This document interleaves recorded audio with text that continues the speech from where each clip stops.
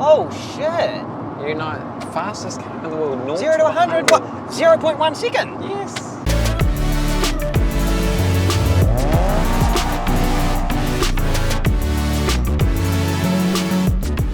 Hello and welcome back to the Launch Control channel, where we keep you up to date on the latest car news. We do very informative reviews. We do. And we do some stupid challenges in cars, but today we have something special for you because we are reviewing this beautiful 2016 Alfa Romeo 4C. Beautiful, isn't it? It is going to be, I can't wait to actually hop in the thing and have a drive. While we're on the exterior, a few things to note. It's mid-engined, so the engine is in the back, and it's got a small little boot behind you for your carry-on case. 110 litres. When it comes to the bonnet, she's bolted down, no storage in there. Yeah, 0 litres. And wait until you guys see the inside, because it's a bit more lacking in there as well. But all this simplicity is for a reason, and you guys are about to find out why. So come with us for a drive, shall we? We shall. And welcome to the interior of the Alfa Romeo 4C. It's very small and it's very loud.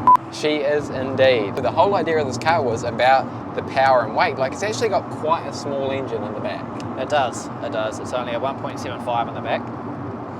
Turbocharged though, so it's 4-cylinder. Yeah. So you're thinking, oh, really? But then we start to talk about this weight. Now, you barely ever get a car that's under a tonne these days, and this comes in pretty well on the scales, doesn't it, Dylan? Yes, so the dry weight of this car is only 895 kilos. And that is why this car becomes fun to drive all of a sudden, because if you have a normal car and you have that engine in it, it's not going to be that fun. I mean, you got a nice turbo sound, but it's not going to give you a whole lot in terms of power. You all of a sudden take a lot of weight away, and you're left with this wonderful sounding turboed engine and a very quick 0 to 100 time, 4.4 seconds. Not too bad for a little 1.75. Not too bad for 70 grand. This is a second-hand 2016 Alfa Romeo. And it's got a good set of brakes on it, I'll tell you that much. How many Ks did it have on the clock? When I bought it, it had 9,400 and it's got 10,800 now. So with that information, if you guys are ever looking to have an Alfa Romeo, that's information you can take in, the amount of Ks and the amount of cost. And that, of course, is New Zealand dollars, and prices are going to range from your America to UK markets. The chassis of this car is pretty much completely carbon fibre, apart from the rear and the front. Subframes are aluminium, I believe. Yep, and fun thing, again on the aluminium, the 4-cylinder engine out the back, primarily made, well, mostly made out of aluminium as well. So a lot of like so far, just carbon fibre, aluminium, both known as very weight-saving materials. And this car, getting back to the interior, it's kind of limited because they were so cautious about the weight. It is a very stripped-out interior, and you're sacrificing a lot of daily comfortabilities in a regular car. For example, the climate control's not great, the head unit and the sound system, not great. Other things that they've done to save weight are, of course, thinner glass, like Dylan said, the air conditioning system, and also no power steering. It's quite a modern feature, so it's interesting being in a car without it. And I'm sure the drive is a bit different to a normal car. Oh, drastically. Due to a lot of things, but how's the power steering aspect? It's not as bad as you think. When you hear no power steering, you automatically think yeah, that's what I was impossible to drive. But because the engine's in the back, so there's not much weight over the front wheels, and the car is light in general. I feel like more speed would definitely make the steering a lot nicer as well. It's unnoticeable at high speeds. So I think a launch control top tip is probably, if you have an Alfa Romeo 4C or buy one eventually, go as fast as you can, and then you don't need to worry about that lack of power steering. Good tip. Yeah. I love the buttons. I love the style of button. And like yeah, they do look quite nice, eh? The sound of the door is kind of satisfying. I mean, you've got all your usual climate control switches and toggles down here. It's just the idea of like how the air is coming to you as the driver and passenger is not as fast and as intense and as much air as you'd like hitting you on a 40-degree day.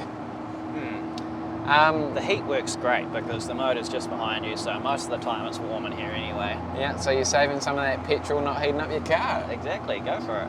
And on the topic of petrol, it's got a smaller tank, and it's definitely easier on the petrol in comparison to the Mercedes C63 we have been driving very recently.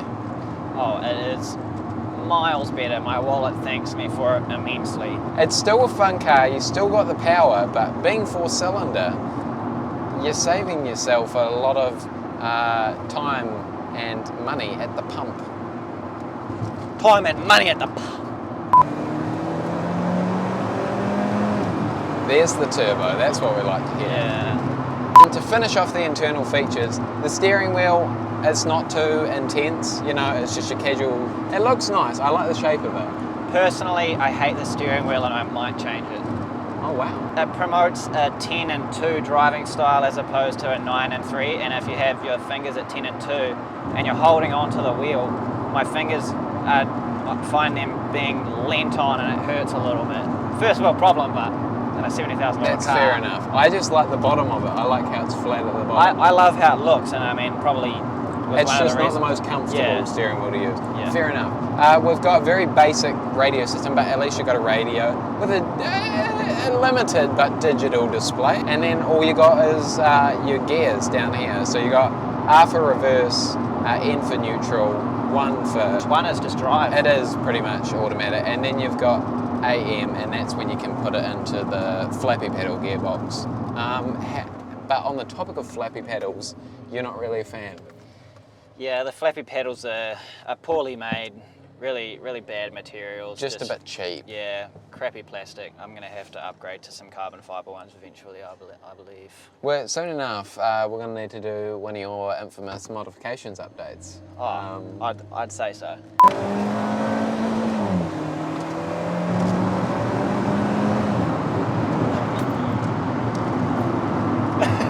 It was just intense. And then you've just got your digital display, which, I mean, it's tidy, it's nice, and it's got a nice little picture of the car. What more do you want, really? I think the... it's got temperature. The digital dash, I quite like it. I was very surprised when I hopped in this car and I saw the digital dash. It's got a nice change between the driver modes. It sort of adds to the mood of each driver mode. Storage on the inside, we've got no glovey. Little to none. No glovey, but we have got 2 pouches, enough for your smartphone. What have I got in the pouch? All my keys. Red Bull, we're still waiting on that sponsorship. Now in terms of comfort, I actually think the seats are quite comfortable. The seats are not too bad, I just wish you could recline them more. Yeah, exactly. You can go back as far as you can, but it's not an actual notch, and if I lean forward, it comes forward. But if I could have it like this back, then that would be perfect for me, but you can't. And there's a speed camera right there, let's slow down. On long drives, you could maybe find yourself a little bit uncomfortable. Yeah, that was a speed camera.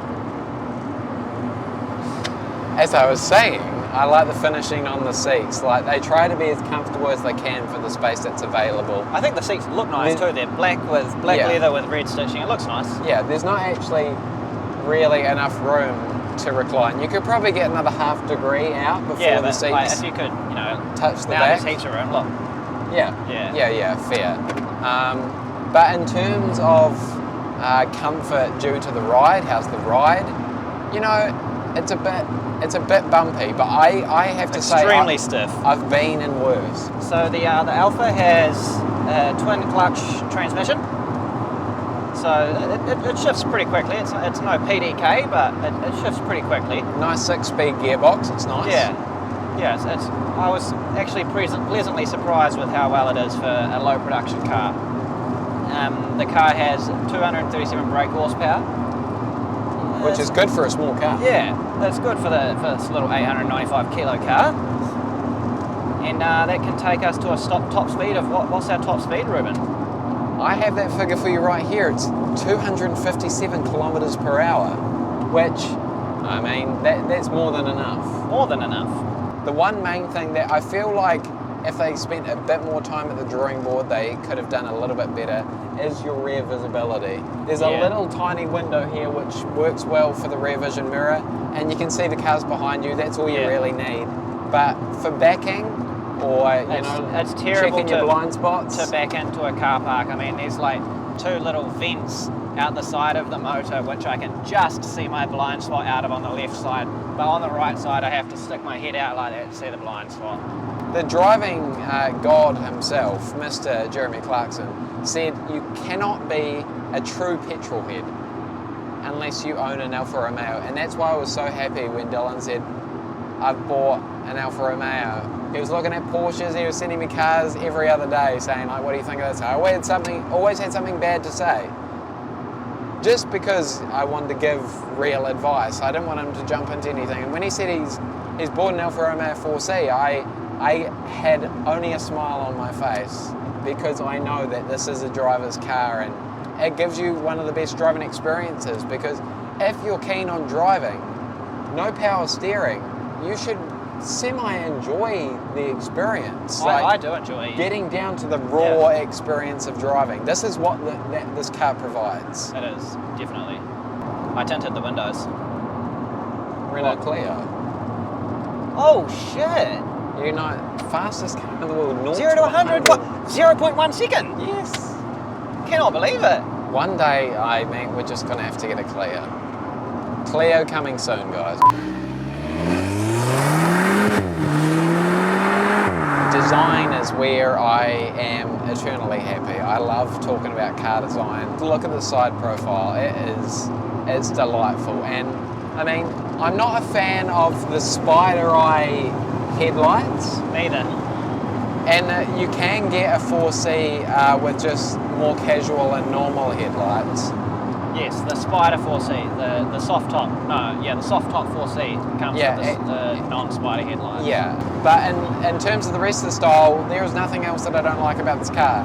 The headlights are hit and miss, but I really like the back of this car. Me too. I think it's its sexiest angle. Yeah. I love the tail lights. Yeah. The one other thing I'm not too certain about, the middle of the front grille, how they always shape Alfa Romeos. I've never been a fan. Oh, the triangle-y shape. It's hard to get used to. Yeah, I mean, apart from that, it's a very well-styled car. It's a beautiful car. I'd go as far as that. I do like the styling. Every car has shortfalls in styling. This one's only got 2 things, which is high praise for me talking about styling of a car. Get the revs quite up.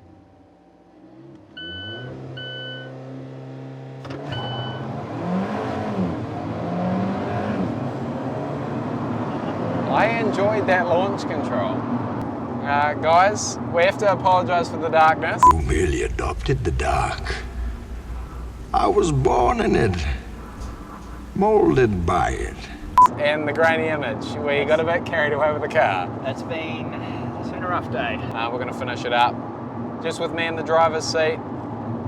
Everything is a lot more raw, especially the power, but the braking. Yeah, the braking is unassisted as well, so you really have to step on the brakes to get some braking going. But they are good brakes. They are very good brakes for this tiny little car. You've already seen us launch the car. To get to that, you have to go into dynamic mode, and then you need to hold up the gear lever for 5 seconds to put it into race. And what that does is means you're fully using the flappy pedal gearbox, and you have no traction control at all. So you really want to be a confident driver and pretty much always only want to do that on the track. And then of course just normal dynamic mode, out of race mode, you have access to the flappy pedals, but you still have some traction control. It loosens up the traction control, but not a lot. And then we've got the other 2 modes. Yes, Ruben, we have natural and all-weather. Natural is just a comfortable everyday driving mode. Everything's a little bit laid back, it's quite tame. For A, the all-weather, it's for rainy days, snowy days, and everything's dulled down even a bit more, which is it's a good option to have in a light little car with no power steering. It's often a little bit scary in the wet. So, spirit animal. What animal represents this car? Dylan, what do you got for me? I have been thinking about this the last few days, knowing that we have been going to film this episode, and I have been struggling, but I think I'm going to go with a ferret. I get that, small and aggressive, eh? Small, aggressive, and quick, yeah. And I really relate it to a chipmunk, because I reckon this car has ADHD. It's all over the place, but it's tiny, and it's cute, it's beautiful, it's a lot of fun. It is definitely all over the place. And lastly, we have the Keith scale, which, as we've stated in our previous episode, is an acronym. It means a whole lot of different things, but we assess those 5 things, and then we rate the car on how we think it fits in. Dylan, what does the Alfa Romeo 4C with this brilliant turbo rating on the Keith scale this week? Ruben, we have given it a whopping 4.6 out of 7. Holy shit! Oh my God. Alright. Guys, that was just a pothole. Apart from just the comparison between the Mercedes and the Alfa, there's only 0.1 of a difference. Why did we do that? Well, I think the Alfa definitely excels against the C63 in the performance, but it really, really lacks in the daily categories, and that just really is why it's so close. If it was more of a daily car with the same performance, I think it'd be leaps and bounds ahead, but it's just not. So there we have it. I fully agree with you. Look, guys, thank you for joining us in the dark. Thank you for watching. Don't forget to like and subscribe, and feel free. Notification bell. Feel free to comment on the darkness, your favourite time of night, down in the comments below. Apart from that, thanks for joining us in this hell of an episode. We're going to be doing more stuff in the 4C, so you'll get to see a whole lot more of it. But I've been Dylan White. I've been Ruben Mars. Catch you later, guys. Adios, amigos.